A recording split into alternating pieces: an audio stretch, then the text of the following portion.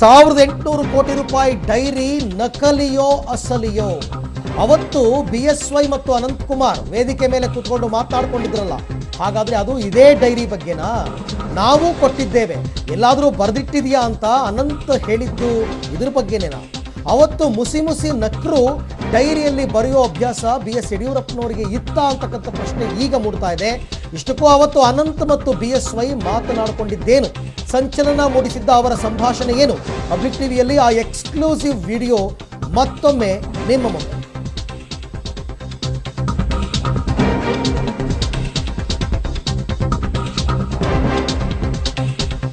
ಹಾಗಾದ್ರೆ ಅವತ್ತು ವೇದಿಕೆಯ ಮೇಲೆ ಅನಂತಕುಮಾರ್ ಮತ್ತು BS ಯಡಿಯೂರಪ್ಪನವರು ಮಾತನಾಡಿಕೊಂಡಿದ್ದು ಏನು, ಯಾವ ಡೈರಿ ಬಗ್ಗೆ ಅವರು ಪ್ರಸ್ತಾಪ ಮಾಡಿದ್ರು, ಒಂದ್ಸರ್ತಿ ನೋಡೋಣ ಬನ್ನಿ.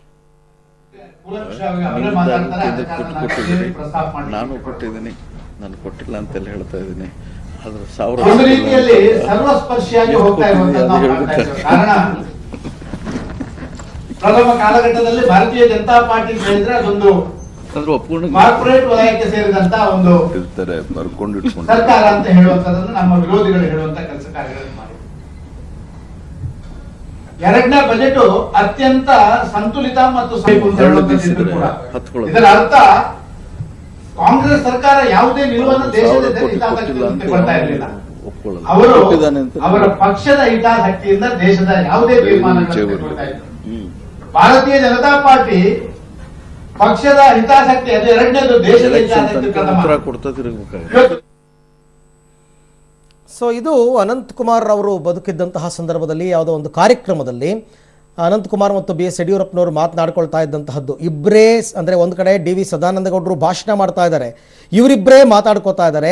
ಈ ಮಾತನಾಡ್ಕೋಬೇಕಾದ್ರೆ 1000 ಕೋಟಿ ಕೊಟ್ಟಿರ್ತೀವಿ, ಅದನ್ನೇನಾದರೂ ಎಲ್ಲರೂ ಬರ್ಕೊಂಡಿದೆಯಾ ಅಂತ ಕೇಳ್ತಾರೆ. ಯಾರಾದರೂ ಅದನ್ನು ಬರ್ಕೊಳ್ಳೋ ಅಂಥವ್ರು ಇರ್ತಾರಾ? ಇರ್ತಾರೆ ಬರ್ಕೋತಾರೆ ಅದನ್ನೆಲ್ಲ ಅಂತ ಯಡಿಯೂರಪ್ಪ ಹೇಳ್ತಾರೆ. ಸೊ ಹಾಗಾದರೆ ಇವರಿಬ್ಬರು ಪ್ರಸ್ತಾಪ ಮಾಡ್ತಾ ಇದ್ದಿದ್ದು ಇವತ್ತು ಕಾಂಗ್ರೆಸ್ನವರು ರಿಲೀಸ್ ಮಾಡಿದ ಡೈರಿ ಬಗ್ಗೆನಾ ಅಂತಕ್ಕಂಥದ್ದು ಈಗ ಮೂಡ್ತಾ ಇರತಕ್ಕಂಥ ಪ್ರಶ್ನೆ.